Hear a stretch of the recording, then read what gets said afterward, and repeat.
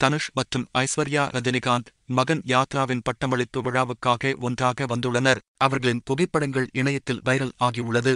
நடிகர் ரஜினிகாந்தின் மூத்த மகள் ஐஸ்வர்யாவுக்கும் இயக்குனர் கஸ்தூரிராஜா இளைய மகன் நடிகர் தனுஷுக்கும் இரு வீட்டார் சம்மதத்துடன் கடந்த 2004ஆம் ஆண்டு நவம்பர் 18ஆம் தேதி சென்னையில் திருமணம் நடந்தது. இவர்களுக்கு 2 மகன்கள் உள்ளனர். சுமார் 18 ஆண்டுகள் திருமண வாழ்வுக்குப் பின்னர் தனுஷ் மற்றும் ஐஸ்வர்யா ரஜினிகாந்த் இருவரும் கருத்து வேறுபாடு காரணமாக கடந்த 2022ஆம் ஆண்டு பிரிவதாக அறிவித்து விவாகரத்தும் பெற்றனர்.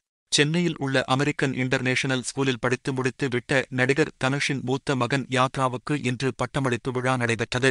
பட்டம் வாங்கிய தனுஷ் மகன் தனது தந்தை மற்றும் தாய் இருவரையும் ஒன்றாக அணைத்து கட்டிக்கொள்ளும் புகைப்படத்தை தனுஷ் தனது இன்ஸ்டாகிராம் பக்கத்தில் ஷேர் செய்து சந்தோஷத்தை வெளிப்படுத்தியுள்ளார். தனுஷ் மற்றும் ஐஸ்வர்யா ரஜினிகாந்த் இருவரும் 2022ஆம் ஆண்டு விவாகரத்து செய்யப்போவதாக அறிவித்ததில் இருந்தே சேர்ந்து தென்படவில்லை.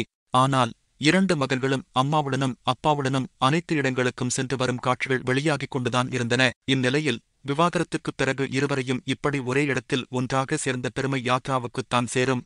எந்தவொரு சண்டையும் போட்டுக்கொள்ளாமல் பரஸ்பரம் பிரிந்த தனுஷ் மற்றும் ஐஸ்வர்யா ரஜினிகாந்த் சோஷியல் மீடியாவில் தேவையற்ற சர்ச்சைகளை கிளப்பவில்லை.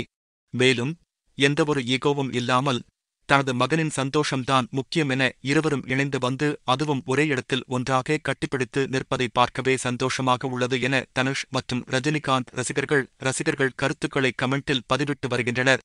சேகர் கம்முலா இயக்கத்தில் தனுஷ், ராஷ்மிகா மந்தனா, நாகார்ஜுனா நடித்துள்ள குபேரா படத்தின் இசை வெளியீட்டு விழா சென்னையில் நாளை பிரம்மாண்டமாக நடைபெறுகிறது. குபேரா படத்தின் இசை வெளியீட்டு விழாவில் தனுஷ் என்ன லுக்கில் வருவார் என காத்துக் கொண்டிருந்த ரசிகர்களுக்கு இன்றே அவரது தரிசனம் கிடைத்துவிட்டது. சூர்யா மகள் தியா ஒரு பக்கம் பட்டம் வென்று தாய் தந்தையை பெருமைப்படுத்திய நிலையில் தனுஷும் பட்டம் பெற்று தனது பெற்றோரை பெருமைப்படுத்தியுள்ளார்.